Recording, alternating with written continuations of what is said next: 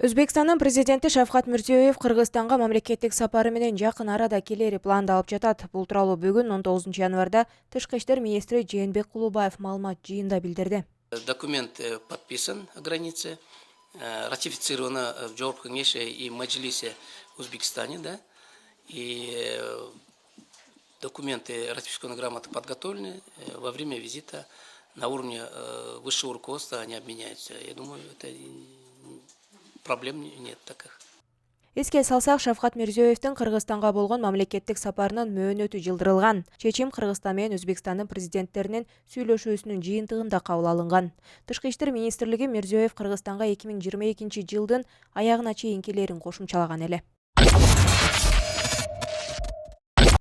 Бүгүн 19 январда Жогорку кеңеш өлкөдөгү энергетикалык кырдаал боюнча энергетика министрлигинин маалыматын укту.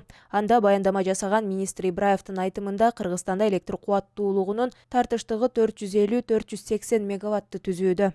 Учурда Кыргызстандын энергетика системасында температуранын төмөндөшүнө жана электр энергиянын керектөөнүн көбөйүшүнө байланыштуу татаал кырдаал түзүлдү.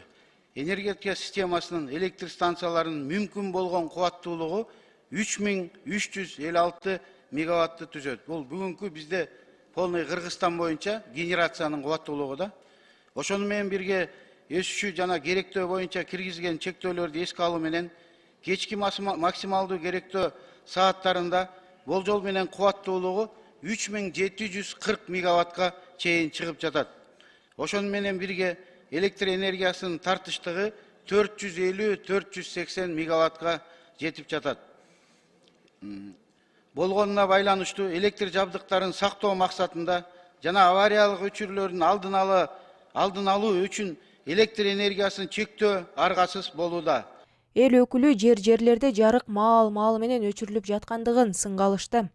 Электр энергиясынын абалы ушул экенин биз мына бүгүн күбө болуп атабыз. Сиздердин ушу элден ушундай маалыматты жашырганыңыздар бүгүнкү күндө себеп болуп атат да. Коомчулукта чоң наразычылык пайда болуп атат. Сиздер мына азыр Дастан Далабаевич светти өчүрүү боюнча сураса, биз график бардыгы бар мына деп көрсөтүп атасыздар да. Эмне үчүн ушуларды сиздин пресс-службаңыз бар, ушуну СМИ аркылуу бербейсиздер? Элге толук маалымат жеткен жок да. Ушу негиз болуп атат да. Сиз азыр бул жерде актанып атасыз. Мына кышка даярбыз деп ОЗУП боюнча каралып атканда тынбай айткансыздар да. Азыр айтып атасыз, мен бошотуп бергенге даярмын деп. Адам кызматтан жетекчи деген мындай урматтуу Талайбек Омукевич бул жерде бардык эл өкүлдөрү отурат. Элдин көйгөйүн айтып атат. Мындай докчуланбай, орун басарларыңызды ээрчитип алып туруп, кызматтан өз калаңыз менен кетип да жүрүш керек да. Бул жерде эме кылбаш керек. Бул уже факт болуп калды да. Белгилей кетсек, ар кайсы аймактарда жарык маал менен өчүрүлүп жаткандыгы социалдык тармактын колдонуучулары жазууда. Айрымдар өзгөчө ири шаарлар Бишкек, Ошто электр жарыгынын ар кайсы убакта өчүрүлүшүнө нааразы болушууда. Бүгүн 19 январда Бишкектин 1-май райондук сотунда июнь окуясы боюнча иштик кароо уланды. Кылмыш ишинде мурдагы президент Алмазбек Атамбаев, ошол кездеги коргоо министри Исмайыл Исаков, УКМКнын мурдагы төрагасы Кеңешбек Дүйшөбаев, Жалал Абад облусунун мурдагы губернатору Бектур Асанов жана ички иштер министринин мурдагы орун басары Бактыбек Алымбековторго кызмат абалынан кыянаттык менен пайдалануу беренеси менен айып коюлган. Процесске айыпталуучулардын бири мурдагы президент Алмазбек Атамбаев жана анын жактоочулары да катышкан жок. Жактоочу Кантемир Турдалиев соттук отурум эмне үчүн созулуп жатат деген суроого төмөндөгүдөй жооп берди. Негизи бул процесс практически башталып элек. Болгондун башынан келип эле жана Атамбаев келбей калып атып, ошон үчүн улам жылдырылып отурган. Эми азыр Атамбаевдикин өзүнчө бөлөбүздүгү бул деп анан мындай баштайбыз дегенбиз, башталбай атат. Же адвокат жок, же дагы бирөө ооруп калат, же ошондой болуп башталып элек ошо. Бул жерде болгон 2-3 эле киши суралды, бүттү. Башкалар бар суралып элек. Бул жаңы башталып аткан эмесинде да. Анан кийин жакында өзүңөр көрдүңөр, Аскар Акаев мурунку президентке ошого карата козголгон кылмыш иши 2010-жылы багы кылмыштын мөөнөтү өтүп кеткенине байланыштуу жоопко тартуу боюнча ошон үчүн ал кыскартылган. Бул жерде биздин эмебиз боюнча дагы кылмыштын немеси өтүп кеткен, кылмыш жоопко тартуу. Ошол боюнча азыр дагы ойлонуп атабыз, эгер эме болсо биз дагы беребиз дагы аны дагы кыскартыш керек. Анткени бирөөгө кыскартып, бирөөгө кыскартпаган болбойт. Кылмыш жообуна тартуу боюнча 10 жылдык мөөнөт өткөндөн кийин бул ишти кыскартыш керек. 2010-жылдагы июнь окуясы боюнча кылмыш иште айып тагылгандардын бири мурдагы коргоо министри Исмайыл Исаков кылмыш мыйзамсыз козголгон деген пикирин айтты. Өзү бул иш биринчиден мыйзамсыз козголгон.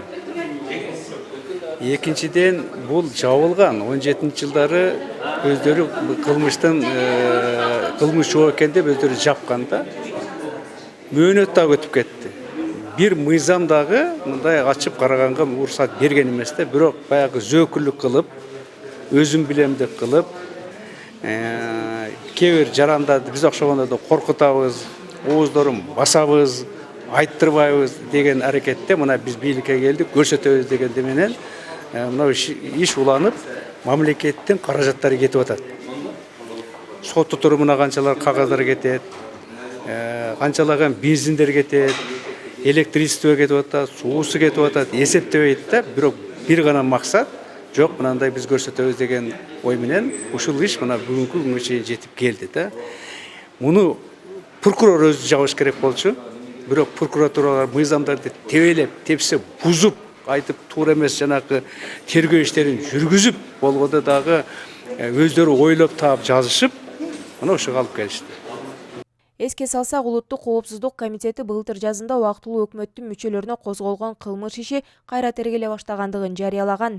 Анда кылмыш иши Жалал Абаддагы Өзбек улуттук маданий борборунун мурдагы башчысы, Кооганын чыгышына күнөөлүүлөрдүн бири деп аталган маркум Кадыржан Батыровдун өлкөдөн чыгып кетишине байланыштуу экендиги кабарланган. Кылмыш ишине байланыштуу быйыл 20 саясатчы сурак берген. Кумтөр Голд Компани ишканасынын мурдагы аткаруучу директору Канат Курманов камакка алынды. Башкы прокуратуранын басма сөз кызматы кабарлагандай, Курманов 14 январда Манас эл аралык аэропортунан кармалып, башкы прокуратуранын тергөө башкармалыгына жеткирилген. Башкы көзөмөл органы Курмановго карата камакка алуу бөгөт чарасы тандалып, буга чейин ага издөө жарыялангандыгын билдирген. Ал Кумтөр Голд Компани ишканасына аткаруучу директору болуп 2022 жылдын январында дайындалган. Буга чейин Кумтөр кенендеги коррупцияга байланыштуу Улуу көчмөндөр мурас улуттук холдингинин башчысы Теңиз Бөлтүрүктө кармалган.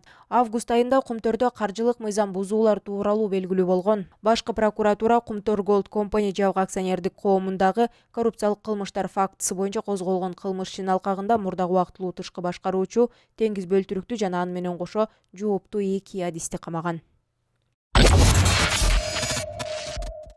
Ош шаарында адам өлтүрүүгө шек саналып издөөдө жүргөн дагы бир жаран кармалды. Дагы 3 изделип жатат. Бул тууралуу бүгүн 19 январда Ички иштер министринин орун басары Нурбек Абдиев парламенттеги жыйында билдирди. Кыргыз Республикасынын атайын каттоосунда турган уюшкан кылмыш топтун лидери катары турган 1971 жылкы Досонов Кадырбек Акбаров азыркы кезде 2 айга камакка алуу тандалды. Мурда 10 жолу соттолгон. Акыркы жолу 2022 жылы бошонуп чыккан.